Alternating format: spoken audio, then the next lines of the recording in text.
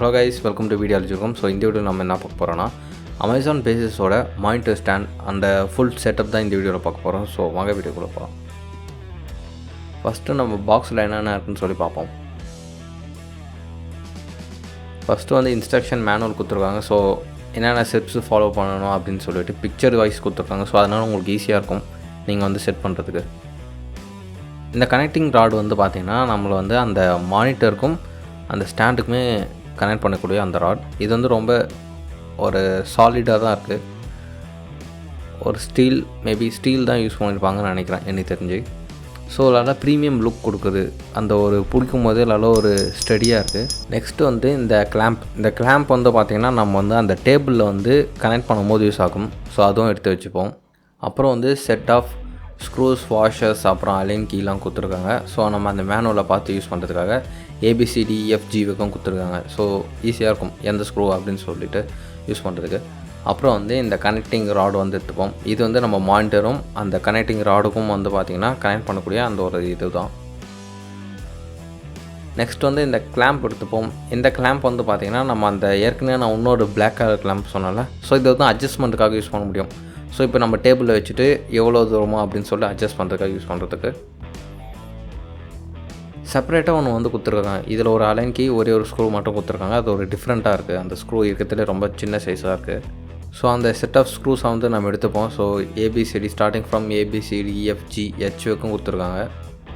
நம்ம H வந்து பார்த்திங்கன்னா அந்த செப்பரேட்டாக இருக்கிறது இது. இந்த செட்டில் வந்து G வரைக்கும் கொடுத்துருக்காங்க.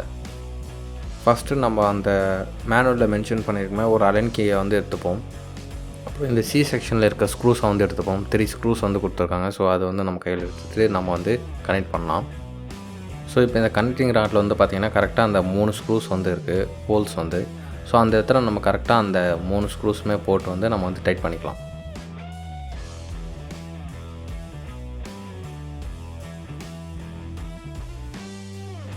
அப்புறம் மேனுவல் இருக்க ஃபாலோ பண்ணுற மாதிரி நம்ம வந்து ஃபாலோ பண்ணி மற்ற ஸ்டெப்ஸ் எல்லாமே சிம்பிள் தான். அந்த ஒரு தனியாக ஒரு ஸ்க்ரூ கொடுத்துருக்காங்களோ அதை வந்து நம்ம இதுக்குள்ளே போட்டுட்டு நம்ம வந்து டைட் பண்ணிக்கலாம்.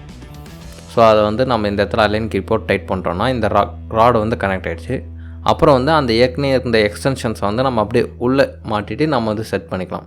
ஸோ இது எல்லாமே டிஃபால்ட்டாகவே அது வந்து செட் ஆகிருக்குல்ல. ஸோ அதனால் எந்த பிரச்சனையும் இல்லை. ஸோ இப்போ இதை வந்து நம்ம தனியாக கட்டி நம்ம வந்து மானிட்டரில் வந்து செலக்ட் பண்ணி நம்ம வந்து இது பண்ணிக்கணும். இந்த இடத்துல ஒரு ப்ரெஸ் பண்ணி கொடுத்துருக்காங்க.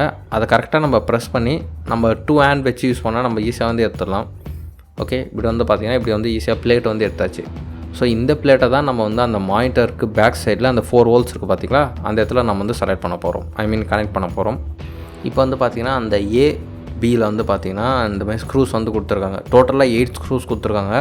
நம்ம வந்து 4 ஸ்க்ரூஸ் தான் யூஸ் பண்ண போகிறோம். ஏன்னா 4 ஹோல்ஸ் இருக்குதுன்னா 4 ஸ்க்ரூஸ் தான் யூஸ் பண்ண போகிறோம். அப்புறம் வாஷர்ஸுமே வந்து பார்த்திங்கன்னா 8 வாஷர்ஸ் வந்து கொடுத்துருக்காங்க. ஸோ இப்போ இதை நம்ம வந்து A அண்ட் E வந்து யூஸ் பண்ண போகிறோம்.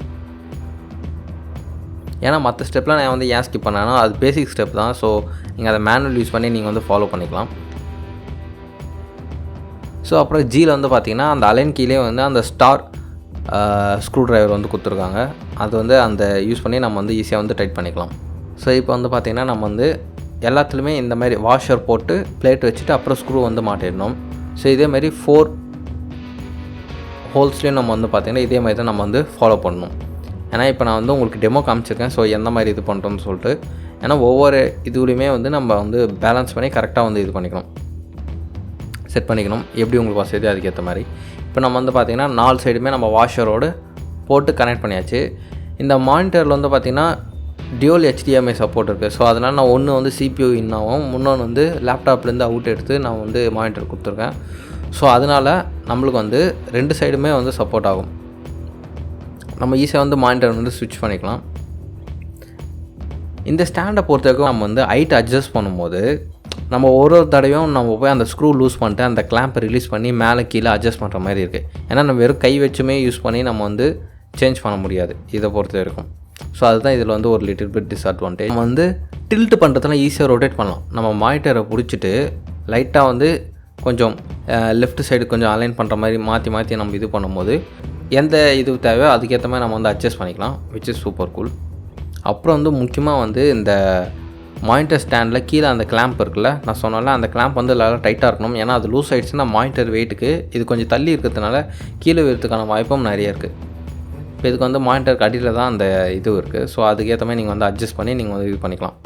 அவ்வளோதான் கைஸ், இந்த செட்டப் அண்ட் ரிவ்யூ வந்து உங்களுக்கு பிடிச்சிருக்கும்னு நினைக்கிறேன். பிடிச்சிருந்துச்சுன்னா do like this video. And உங்களுக்கு எதனா சந்தேகம் இருந்துச்சுன்னா கமெண்ட் செக்ஷனில் கமெண்ட் பண்ணுங்கள். So as always thanks for வாட்சிங். பாய்.